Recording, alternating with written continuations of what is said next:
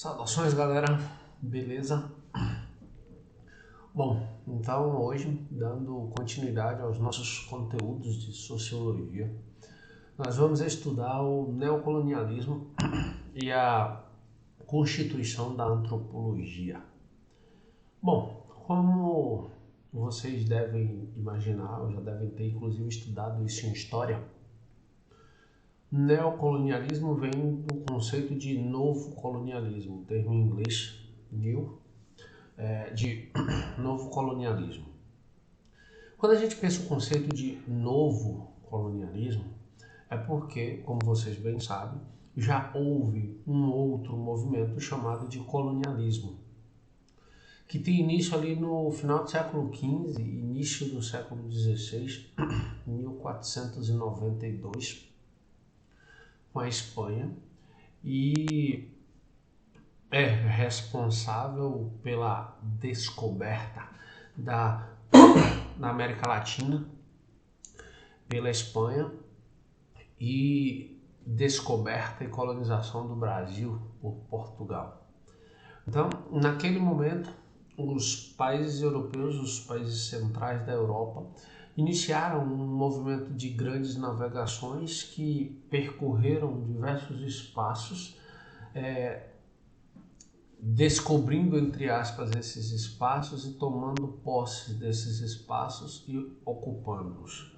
Em sua grande maioria, para a colonização de exploração, onde não apenas massacraram os povos nativos, como também usurparam, roubaram, extraíram praticamente todas as riquezas disponíveis na época.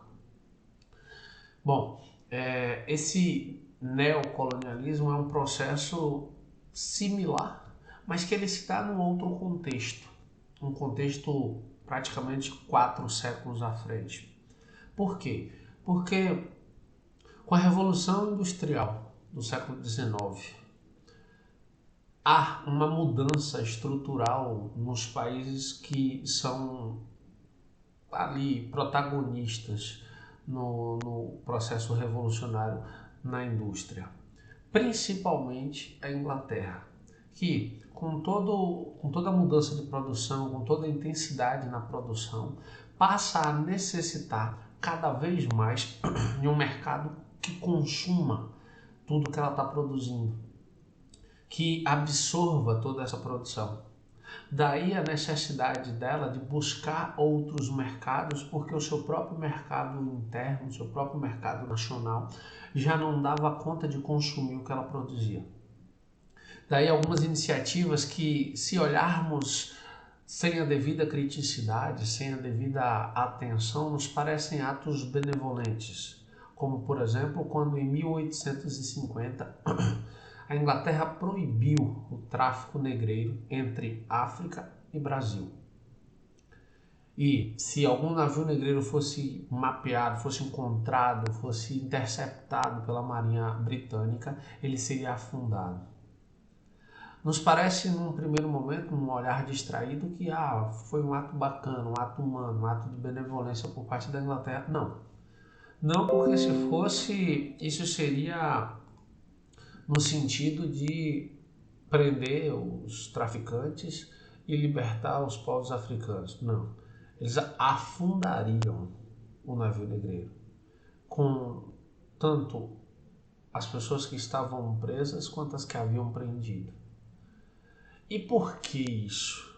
Porque eles desejavam forçar o fim da escravidão no intuito de abrir um espaço para o comércio, já que escravo não consome, um escravo não recebe salário pelo seu trabalho, um escravo não tem meios, recursos para consumir.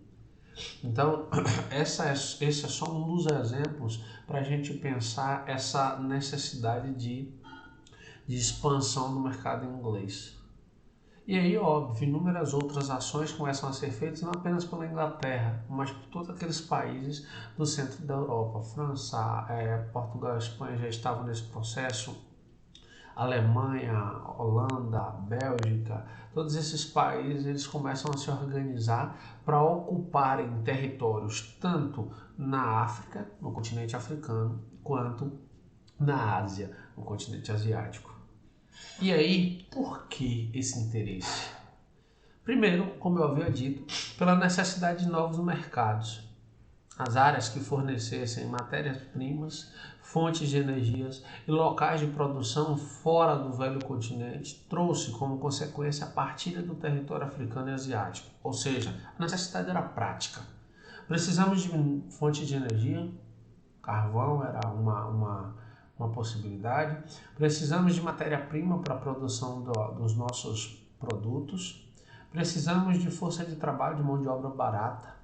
Precisamos de espaço para a instalação dessas fábricas, desses complexos de produção. Bom, só que nesse contexto, as empresas elas já tinham se tornado tão grandes, que elas já não tinham meios para financiar a instalação desses complexos apenas com recursos próprios. E aí, óbvio, entra a necessidade de investimento do que a gente chama dos bancos, que vai dar origem ali ao capitalismo financeiro. Por quê? Porque os bancos começam a financiar esses empreendimentos e, em troca, óbvio, receberiam esses valores com juros agregados. E aí, como esses mercados europeus, essas fábricas europeias, esse mundo do consumo e da produção europeia, são instalados nesses territórios, tanto no continente africano quanto no continente asiático, os caras começaram, por exemplo, a lançar mão de práticas que hoje são consideradas ilícitas, mas que naquele momento favoreceu e muito a potencialização dos lucros. Por exemplo, os trusts e cartéis. Pega um conceito bem simples de cartel, acho que eu já expliquei para vocês em outro momento, mas eu posso explicar novamente para amarrar a compreensão desse conteúdo. Imagine que você mora em uma cidade isolada. Imagine, por exemplo, que aqui seja uma cidade isolada e que a cidade mais próxima está, sei lá, a 150 quilômetros de distância. E todos os postos de gasolina dessa cidade pertencem a duas pessoas apenas. Essas duas pessoas fazem um acordo entre si e, silenciosamente, sem comunicar nada, elevam imensamente o valor do combustível nas duas empresas, nos dois postos, e não há outro posto na cidade. E o posto mais próximo está na cidade vizinha a 150 quilômetros. Logo, é inviável sair daqui para encher o posto lá e voltar, porque só esse deslocamento já lhe deixaria sem combustível. Isso força, através da falta de opção, a que você consuma esse produto, nesse caso o combustível, a valores exorbitantes. Por quê? Porque não há espaço para comprar mais barato em outro lugar, porque eles fizeram um sistema de cartel. Por isso é crime. Porque se os empresários de determinados setores essenciais passassem a se organizar para cobrar os valores que quisessem, a população estaria completamente desprotegida, porque seria obrigada a consumir no valor que os empresários determinassem. Só que nesse contexto, por exemplo, não havia leis de proteção nesse sentido, o que obrigava aos consumidores desses produtos a serem explorados, a serem roubados literalmente na sua necessidade de consumo. E aí, óbvio, essas ações e esses financiamentos dos bancos para o desenvolvimento dessas empresas é o que vai fornecer as bases para o surgimento do capitalismo financeiro. Com a fusão dos capitais dos bancos e o capital da indústria, ou seja, das empresas que produzem o que vai ser comercializado, e o capital comercial, que é oriundo do comércio, da relação de venda, da relação de compra e venda. E aí, bom, para evitar o caos, para evitar os conflitos que isso poderia originar, foi feita então a partilha da Ásia e da África em colônias. e literalmente divididas entre os países europeus. Isso se dá na Conferência de Berlim de 1885. Literalmente, como não sei se vocês conhecem o jogo de War, um jogo de tabuleiro de War, que eu particularmente gosto muito.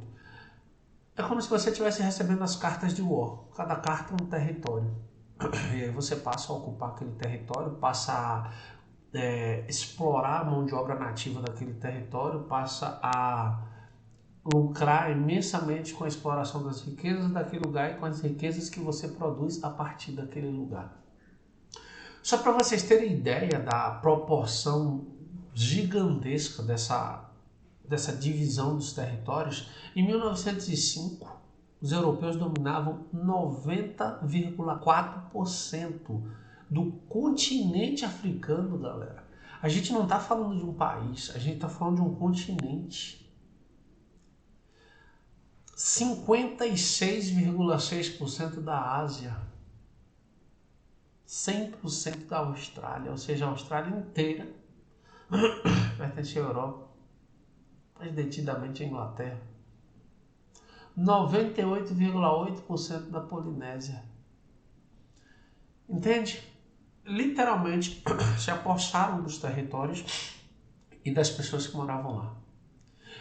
A grande questão é o choque cultural. Porque se vocês pararem para refletir um pouco, vocês vão se perguntar, Ethel, se já houve um processo de colonização lá no final do século XV, início do século XVI, a observação, a investigação dessas novas culturas já não haviam sido feita? Sim, de forma indireta, sim. Era muito comum no período da colonização que uma prática se tornasse muito normal, muito cotidiana, que eram pessoas que tinham curiosidade em conhecer novas culturas, novas características, investigar, estudar o outro, partissem literalmente como aventureiros, perambulando pelos territórios dessas novas colônias, de posse de pequenos cadernos de anotação, investigando, convivendo, tomando nota de tudo que vislumbravam nesses novos territórios. Sim. Mas isso não era feito de uma maneira sistemática, organizada, com um método. Isso não era feito como uma ciência. Era muito mais no sentido de sanar curiosidades de grupos específicos, às vezes até de indivíduos específicos, do que necessariamente a produção de um conhecimento sobre o outro, sobre um povo, sobre uma cultura, sobre uma tradição. Só que nesse momento em que a Europa acaba tomando posse de um território muito amplo, ela se depara com uma quantidade muito grande de diferenças, uma pluralidade muito grande. E aí, óbvio, poligamia, que seria o casamento com mais de um homem ou com mais de uma mulher dentro das relações sociais, as rivalidades tribais, os altos índices de analfabetismo, em algumas civilizações a completa ausência da escrita, os rituais religiosos que fugiam completamente do modelo cristão europeu.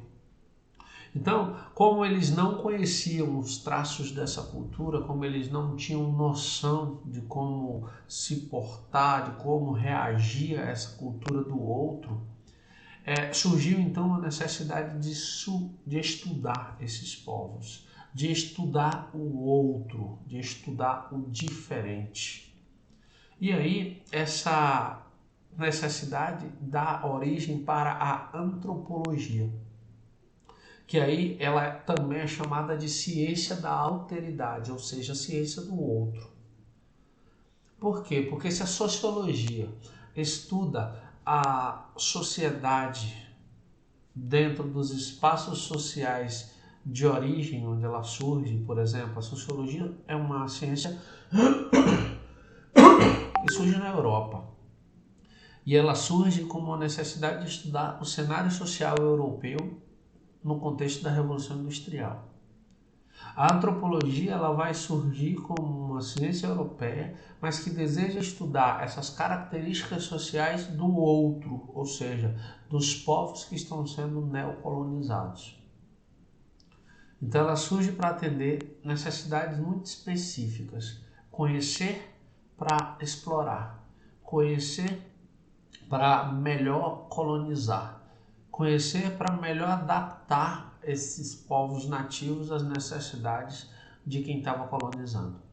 E aí é preciso levar em consideração, porque quando a gente olha para essa ciência, ela pode nos parecer, mas ela foi criada para atender interesses muito específicos, sim.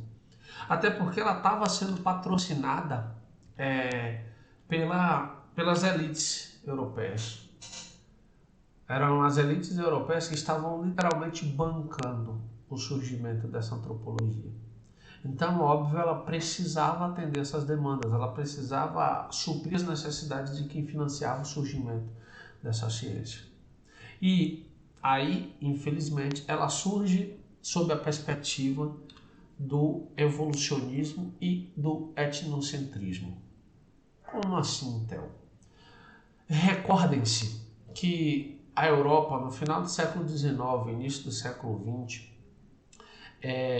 estava debatendo muito as teorias recém-lançadas do biólogo naturalista Charles Darwin, com a publicação do livro A Origem das Espécies.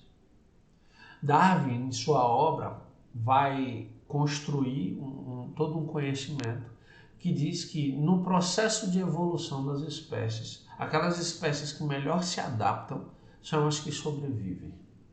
Não o mais forte, não o mais inteligente, mas o que melhor se adapta. Depois da divulgação dessas teorias evolucionistas, alguns pensadores, normalmente pensadores das áreas sociais, pegaram essas teorias e criaram uma pseudociência. Ou seja, importaram teorias que estavam vinculadas à biologia e levaram para campos como a história, como a sociologia, como a antropologia. E criaram um conceito de evolucionismo social ou de darwinismo social.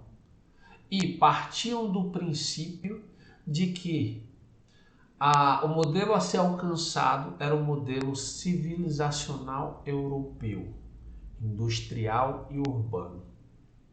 E qualquer civilização que não estivesse nesse patamar de desenvolvimento era considerado nessa hierarquia como inferior. E aí, olha só, o critério da evolução para classificar as civilizações das mais simples para as mais complexas. Quais eram as mais simples? As civilizações que estavam sendo descobertas nesses territórios. Civilizações tribais, civilizações ágrafas, ou seja, que havia uma comunicação sem a necessidade da escrita. Civilizações que tinham ali o politeísmo, a poligamia, como elementos culturais normais, comuns dentro do seu cotidiano. Enquanto isso, era um modelo completamente anormal dentro da Europa. Então, quem eram as civilizações mais complexas? Óbvio, as civilizações europeias, com suas indústrias, com suas cidades, com sua organização política, com suas organizações financeiras. O grande problema é compreender as civilizações africanas e asiáticas facilitaria as intenções dos europeus de explorar os povos dessas regiões e de integrá-los aos padrões e valores industriais e urbanos da Europa. O problema é que em momento nenhum foi perguntado para essas populações se eles desejavam isso. Mas os europeus se portavam como se fossem salvadores, aqueles que levam a luz, que levam a civilização para esses povos. E aí o William Graham Sumner, em seu livro Folkways, explica que o indivíduo etnocêntrico é aquele que só consegue encontrar sentido nas culturas alheias quando as compara com a sua própria cultura. É que ele está querendo nos dizer.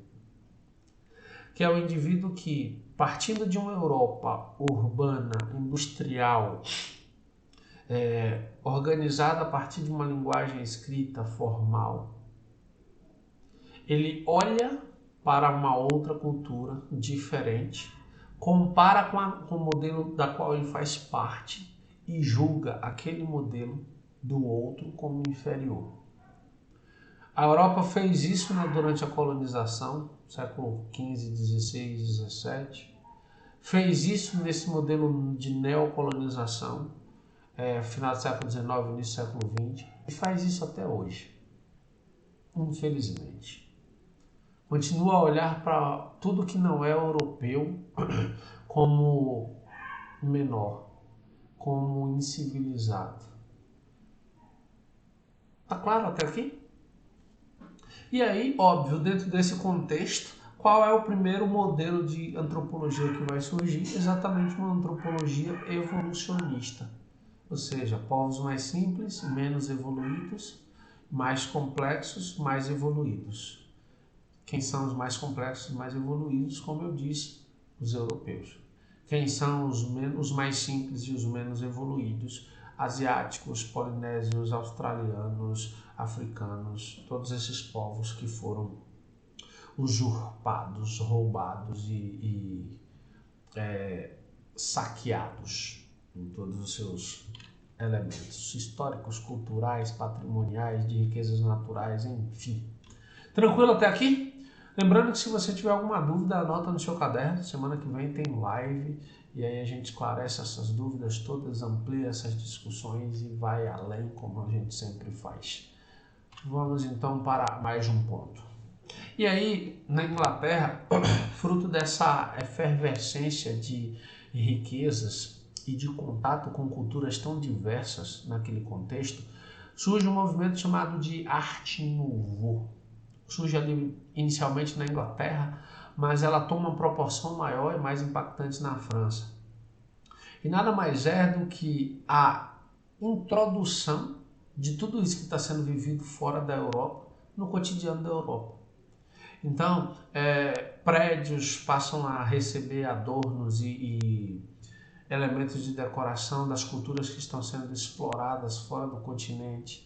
Muitas das riquezas dos patrimônios culturais, dos patrimônios históricos, dos patrimônios religiosos que são usurpados nesses territórios são trazidos para os grandes museus da Europa e alguns deles permanecem até hoje em exposição. Ou seja, frutos de saques, de roubos. E era conduzido como um elemento de demonstração que ficava exposto nesses espaços, seja nos espaços formais como os museus, seja na aplicação desses traços culturais na arquitetura, na construção de espaços públicos. Tá claro até aqui? Então vamos adiante, a última parte. Logo, a antropologia, com o desenvolvimento das discussões científicas, abandonou seu caráter evolucionista e incorporou novas linhas teóricas de caráter funcionalista e estruturalista, a língua travou, mais apuradas e compreensivas. Então percebam que a antropologia ela surge ali como evolucionista, fruto de toda aquela discussão que estava acontecendo na Europa da pseudociência do darwinismo social. Mas, na medida em que esses estudos vão avançando, na medida em que esses sujeitos começam a construir métodos mais eficientes, métodos mais seguros, essa antropologia ela vai migrando para novas formas de análise, para novas formas de investigação.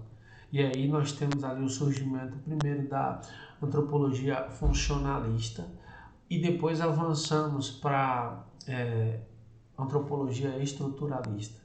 E esses serão temas, então, da próxima aula. Tranquilo?